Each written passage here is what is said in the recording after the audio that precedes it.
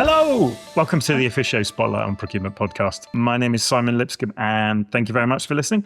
Today, I'm delighted to say that my guest is Nicole Darnall. Nicole is a professor of sustainability at the American University in Washington, D.C., where she's worked for the last couple of years. And previously, she was a professor at Arizona State University, also a fellow at the National Academy of Public Administration, and has held many other academic positions in her esteemed career. So, Nicole, thank you so much for joining me today for this conversation. We should probably start by, from my somewhat ill-informed UK-based eyes, it doesn't feel like the topic of sustainability has perhaps dropped down the list of importance a little bit under the present US administration. For someone that's worked in this space for a long time, I'd love to get your perspective on that. And where do you see sustainability within the US and within the global market at this point in time?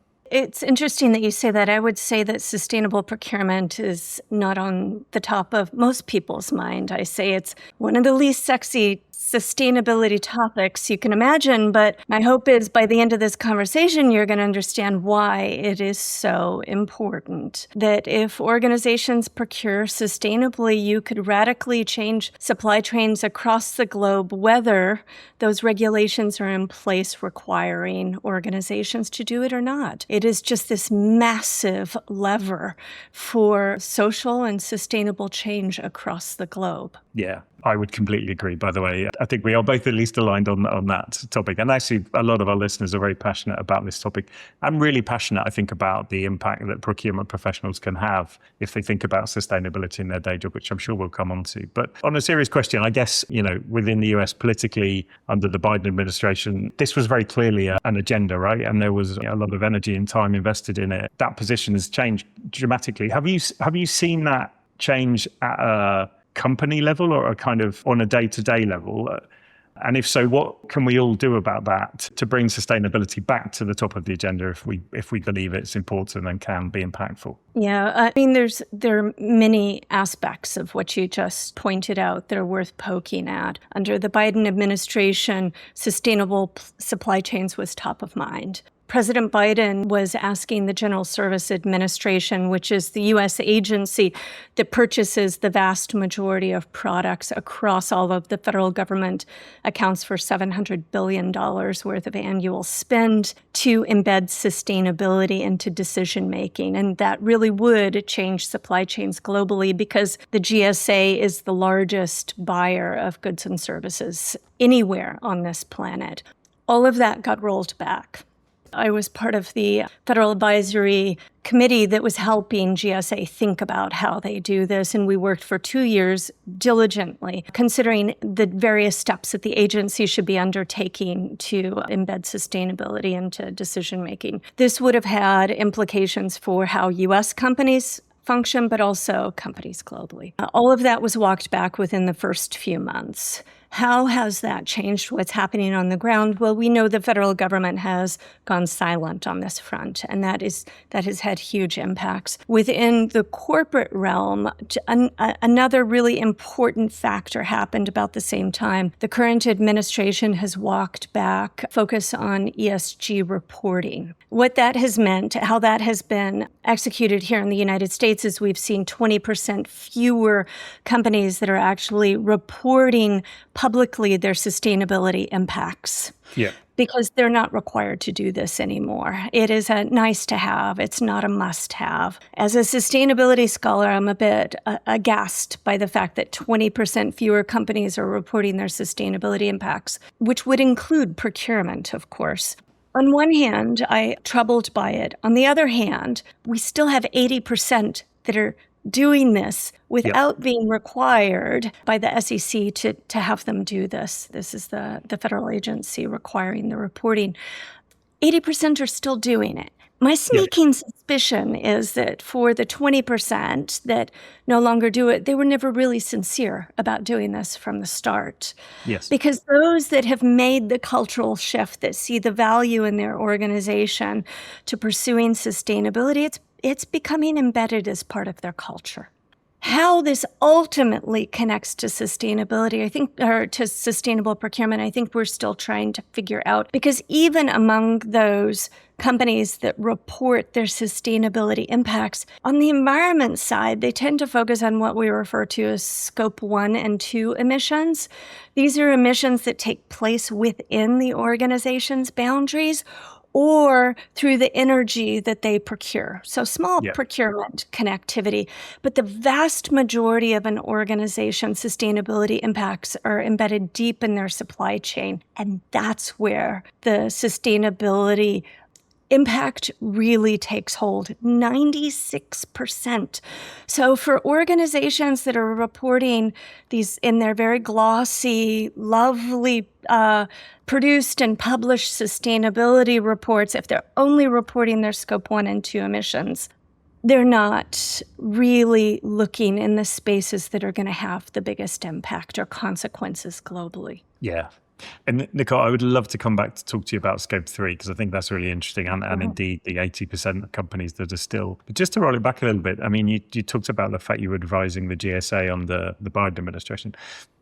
I'd love to just unpack that a little bit, actually, because actually there are plenty of governments all around the world that are still thinking, or government organizations are generally thinking really hard about this topic and how they could do it. So it'd be great to just get your view of what you thought that advice was, right? To an administration that cares about this, what should they be thinking? What should they be doing? Yeah, I would say the biggest consequences of this is it's insufficient to, and this is the case for any organization that's serious about sustainable procurement.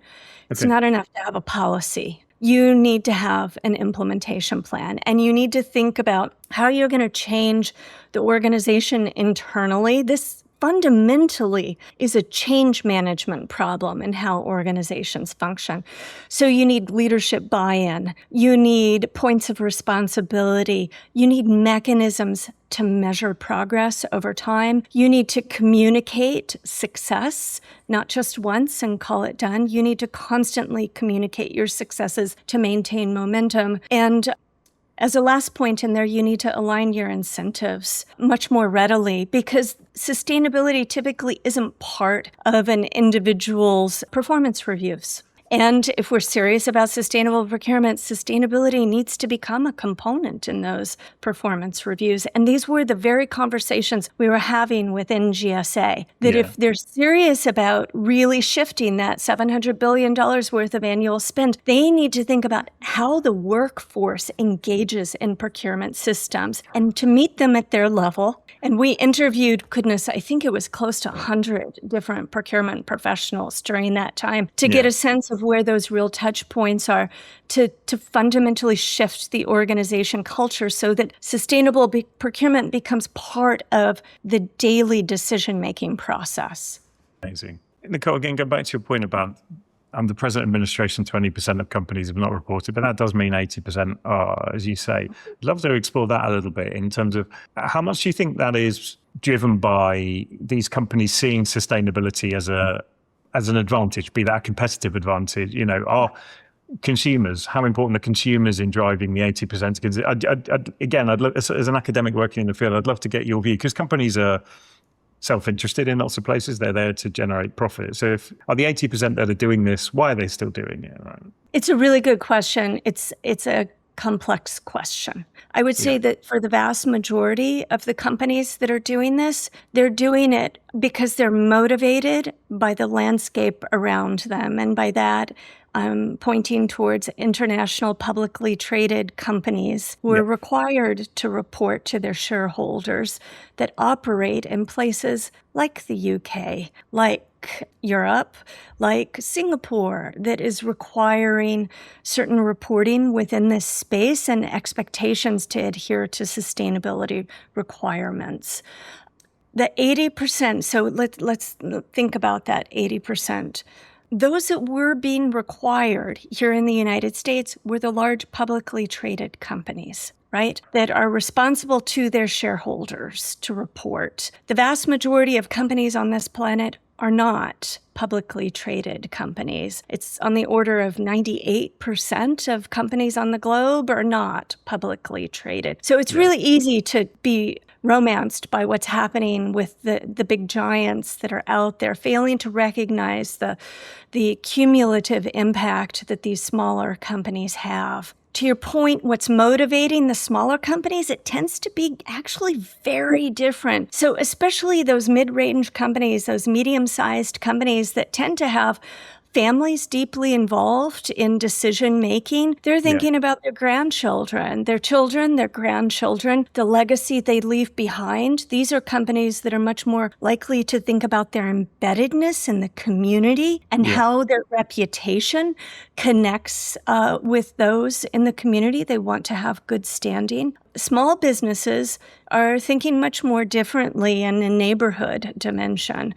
They may not be thinking in the way of their family's legacy in the company, but just what their responsibility is in the community itself. Each type of company tends to think about procurement differently. The really small company is more likely to be thinking about the consumer because those are the people they see day to day walking in the door. This is where their repeat relationships are with the consumer. With a big publicly traded company, they don't see the consumer. They're influenced by a different type of force. So there are many dimensions here, and how companies engage largely depends on the type of company that we're talking about. Size matters, but also whether they're manufacturing or whether they're retail facing as well. Yeah. Nicole, that idea of kind of closeness to a community or closeness to being a driver for interest in the topic. When we were having the pre-call for the podcast, you mentioned to a degree that's also true within government organizations within the US, because I think you were saying at a state level or a city level, there's still real interest in this topic, right? And it's still being progressed and pushed on. It'd be great to get you to talk through that a little bit. Yeah, I can provide at least some data in the US, what that looks like.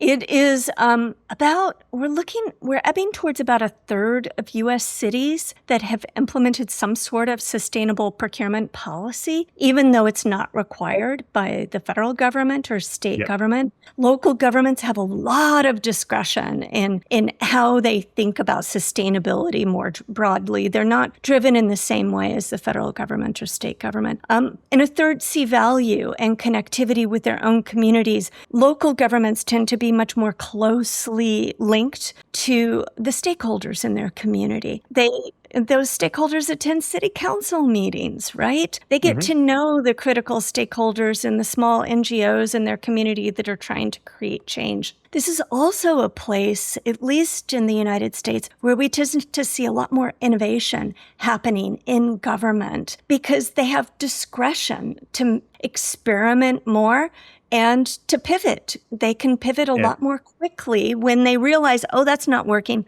Let's try this.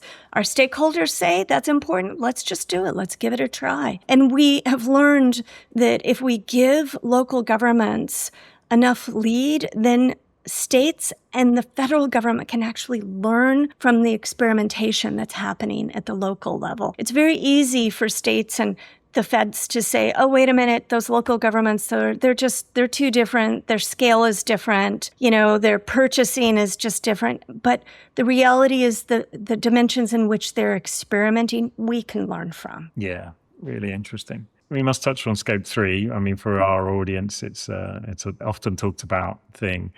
As an academic in the field, I'd love to get your views as to how should topic of Scope 3 emissions be considered, like potentially even legislated? Like how given it is such an important part of the mix, as you said before, how can change be impacted so that Scope 3 does become part of a discussion rather than Scope 1 and 2, which, as you say, in certain industries is minuscule in comparison to the Scope 3? Yeah, if we're not considering Scope 3, it often becomes an exercise of greenwashing. Yeah. It's very, very easy to control how much electricity you're using within your organization. We have the technologies to manage that. We have technologies that allow us to offset, and we can talk about, the legitimacy of the offsetting. There's good reason to question what's happening within this space, although we're getting better at it. When it comes to the deep supply chain emissions, that's when things get very thorny very quickly. Organizations are grappling with how to manage this.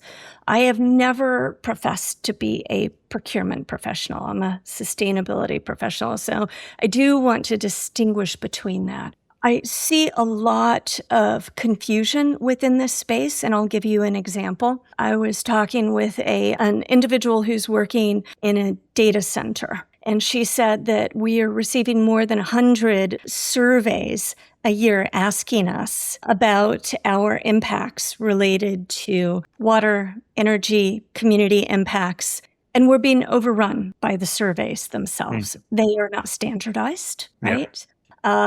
They're asking questions that are similar, but they're not asking necessarily the right questions. So procurement professionals are on the right path, but they don't necessarily have enough sustainability background to help them really drill down to make that more specific question. And her example was, we are romanced by ISO standards. They're very good. They help us compare energy usage and water usage. But based on what ISO standard a data center is using, you're going to have radically different output measures that the procurement professional, our buyer, is going to be trying to compare, and they're not comparable.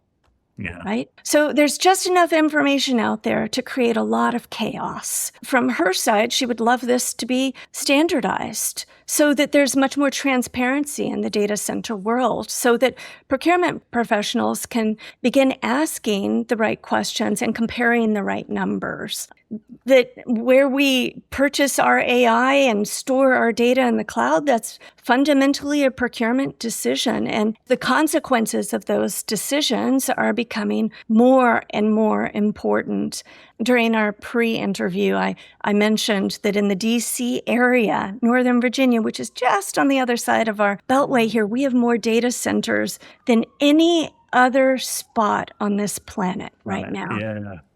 Than any other spot. So this is a hotbed for considering these issues. But on the flip side, from the procurement professional's point of view, when we think about sustainability, we are radically increasing the complexity of decision-making, right? And it necessarily requires more data to come together that affect the way we undergo contracts, the way we assess suppliers, the way we think about our own sustainability, and AI could be helping us within this space. But at the same time, there are gigantic impacts, and that's a procurement conversation we should be having. That was a great lead into my next question, Nicole, because and again, in our prep call, topic of AI comes up because topic of AI always comes up in everything at the moment.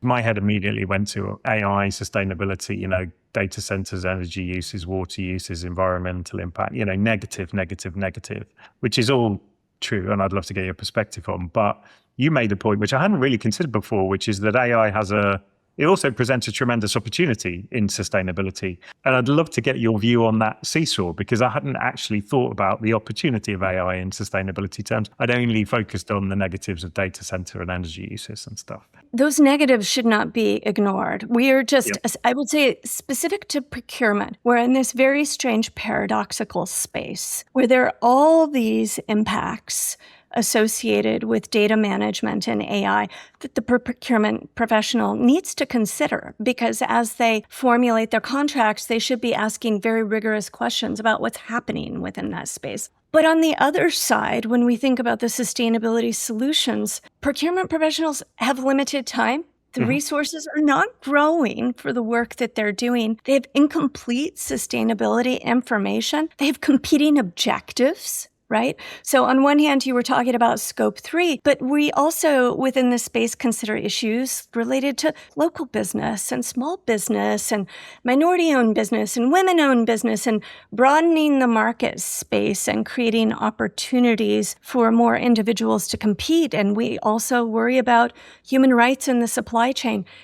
This is a massive amount of information that we're asking procurement professionals to consider simultaneously against more traditional procurement values related to cost, time to delivery, quality, et cetera, et cetera. And AI can absolutely help us think through this process more expeditiously, oftentimes more accurately, but we need to have humans really questioning and pushing on this because it's not necessarily more accurate, right? We need informed individuals who are in there guiding those conversations in order to reach a more trustworthy solution. I say we need a human in the bot, most definitely. But in the absence of having technological assistance, my worry is, Simon, that procurement professionals would say this is just too much for us to deal with. Yeah. Okay, Yeah. scope 3 is a challenge. We get that, but it's too much. I'm getting all of this non-comparable information coming at me. What do I do with it?